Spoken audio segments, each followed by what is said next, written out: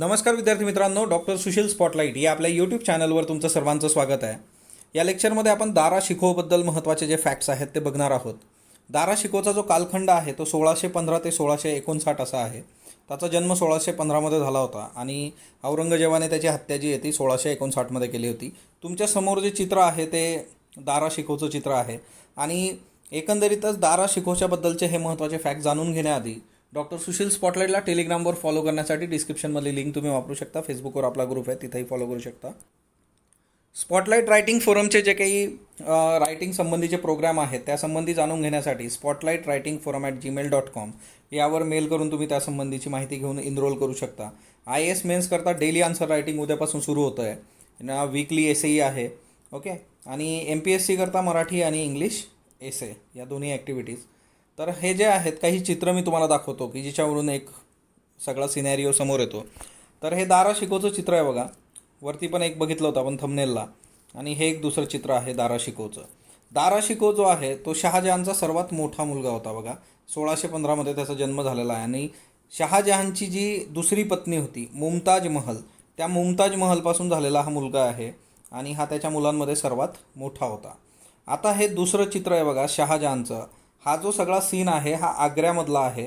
आग्र्यामध्ये काय आहे की एकंदरीतच सत्ता संघर्ष ज्यावेळेस संपला, देवराई घाटीचं युद्ध संपल्यानंतर औरंगजेबाने काय केलं होतं की या दारा शिकोचं शीर जे आहे ते धडापासून वेगळं केलं आणि ते स्वतःच्या वडिलांकडं म्हणजे शहाजहानकडं पाठवलेलं आहे.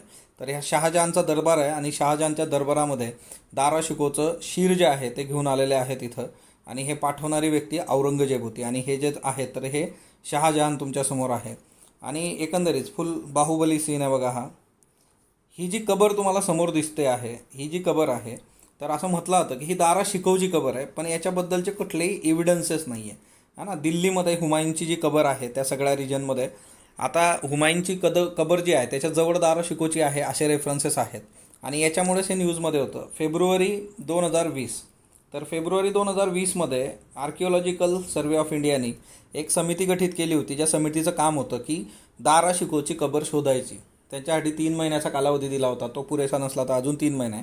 पण हुमायूची जी कबर आहे तिथं जवळपास 140+ वेगवेगळ्या कबरी आहेत आणि त्याच्यामध्ये मोस्ट प्रॉब्ली मुघल फॅमिलीशी रिलेटेड ते आहेत. त्याच्यामुळे संपूर्ण मुघल परिवार त्या ठिकाणी असंही म्हटलं जातं. तर एकंदरीतच ते अजून क्लिअर नाही झालेलं दारा शिकोची कबर कुठली आहे वगैरे, त्याच्यामुळे ते न्यूजमध्ये होतं. आता बघा दारा शिको जे आहे तर आपण बघितलं 1615 ते 1659. शहाजहानचा जो सर्वात मोठा मुलगा होता, सत्ता संघर्षात औरंगजेबाने स्वतःच्या मोठ्या भावाची हत्या केली होती आणि तीच म्हणजे दारा शिकोची. म्हणजे ही गोष्ट फार त्यावेळेस कॉमन होती. म्हणजे तुम्ही अशोकाच्या बाबतीत पण बघू शकता. टिपिकली ह्या गोष्टी त्या काळामध्येही खूप कॉमन होत्या.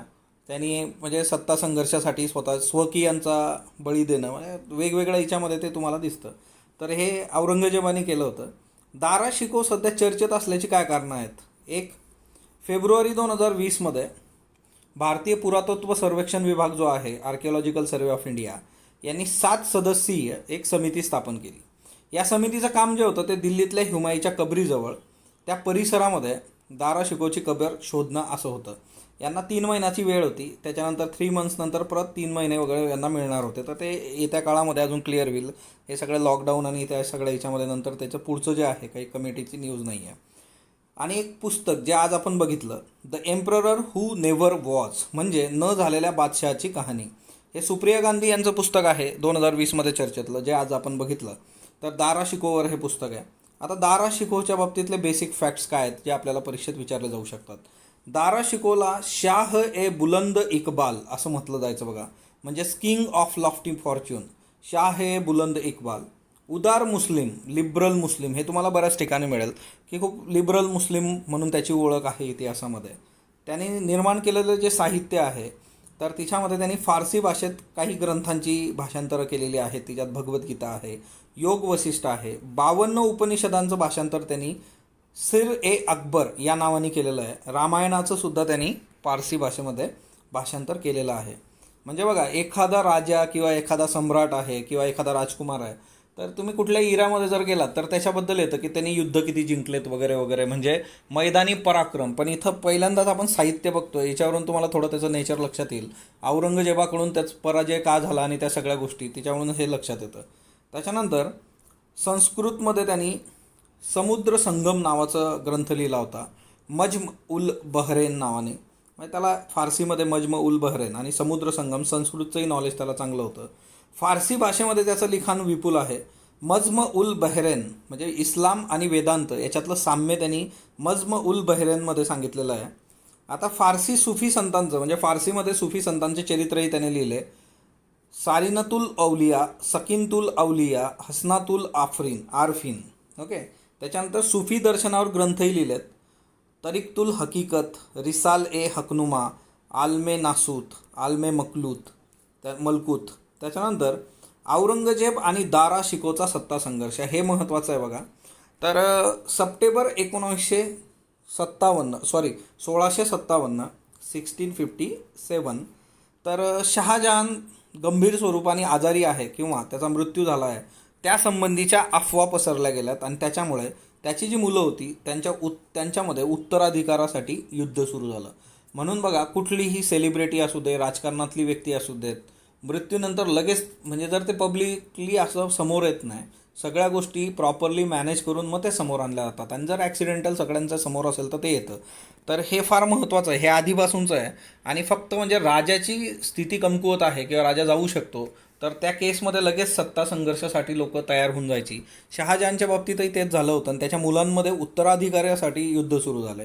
आणि त्यातले 2 दावेदार जे होते महत्त्वाचे, तर त्याच्यामध्ये एक औरंगजेब आणि दारा शिको यांच्यामध्ये 3 युद्ध झाले. 15 एप्रिल 1658 धर्मटचं युद्ध झालं. या सर्व युद्धांमध्ये दारा शिको पराजित झालेला आहे बा, हा ना. आता इथं जो जिंकणाऱ्याचं नाव का नाही लिहिलेलं, तर सिम्पली आपण दारा शिकोवर फोकस केलेला आहे. दारा शिको पराजित झाला. 29 मे 1658 बघा, एप्रिलनंतर लगेच मेमध्ये दुसरं युद्ध, सामुगडचं युद्ध झालं, तिच्यातही दारा शिकोचा पराजय झाला. मार्च 1659 देवराई घाटीचं युद्ध झालं. उत्तराधिकारासंबंधीचं हे अखेरचं युद्ध होतं.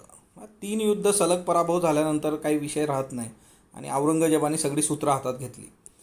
शहाजहानामा जो आहे, शहाजहानबद्दलचं जे काही सगळं तिच्यामध्ये आहे, त्याच्या शहाजहानामानुसार देवराई घाटीच्या युद्धानंतर पराजित झालेल्या दारा शिकोला औरंगजेबाने दिल्लीला आणलं. ओके. सो दिल्लीला आणलं आणि दिल्लीला त्याचं शिर धडापासून वेगळं केलं. त्याचं जे शिर होतं ते शहाजहानला आग्र्याला पाठवलं, जे तुम्हाला फोटोमध्ये मी दाखवलं आहे. आणि त्याचं जे धड होतं ते हुमायूच्या कबरेजवळ दफन केलं. आणि हुमायूच्या कबरेजवळ मग ती कुठंतरी त्याची कबर आहे.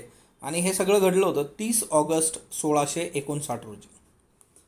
ट्रॅव्हल्स ऑफ मॅन्युसी हे जो ग्रंथ आहे हा लिहिलेला आहे निकोलाओ मॅन्युसीनी.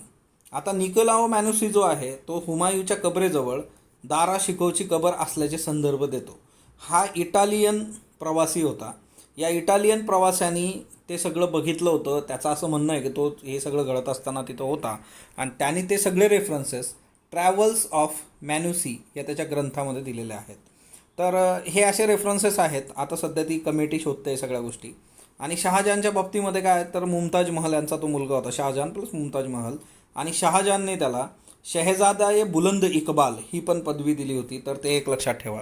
आता राहतो प्रश्न की हुमायूची कबर, तर तेही एका सेपरेट लेक्चरमध्ये कव्हर करूयात. एकंदर हुमायूं आणि हुमायूची कबर की जी जागतिक वारसासुद्धा आहे. हुमायूची जी कबर आहे म्हणजे एकंदरच हुमायूची कबर जी आहे ती दिल्लीमध्ये आहे. हुमायूचेही रेफरन्सेस आपल्याला माहीत असणं, एकंदर सगळे मुघल महत्त्वाचे ठरतात. पण हुमायूची कबर जी आहे दिल्लीमध्ये तर त्याचेही रेफरन्सेस आपण बघूयात. ते जागतिक वारसा स्थळ आहे. तर या सगळ्या ज्या गोष्टी आहेत त्या डिस्कस करत राहू. स्पॉटलाईट बरोबर जोडलेलं राहा. स्पॉटलाईटला लाईक करा, शेअर करा, सबस्क्राईब करा. धन्यवाद विद्यार्थी मित्रांनो.